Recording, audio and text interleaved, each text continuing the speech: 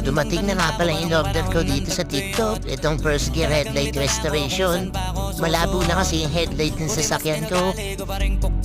May napanood kasi ako dito sa TikTok. Ito lang yung ginamit nila. Bumalik na ulit yung linaw ng headlight nila. Kaya susubukan ko din para makita ko kung totoo ba talaga yung mga napanood kong video. Nakakatuwa lang kasi hindi siya mahapdi sa kamay. Tsaka sobrang dali lang niya gamitin. Papahid mo lang, sabay kukuskusin mo lang nung kasama na microfiber cloth. Hindi mo na kailangan gumamit na applicator dito kasi yun yung makakagasgas sa headlight nyo. Nakakaunang apply pa lang ako pero ganyan na kagad yung resulta. Uulitin ko na lang ulit to para talagang mas malinaw na yung headlight ko. Hindi na nga pala ako mapapagastos ng malaki dahil ito lang okay na agad. Ito na nga pala yung resulta. Kita na yung ilaw sa loob ng headlight.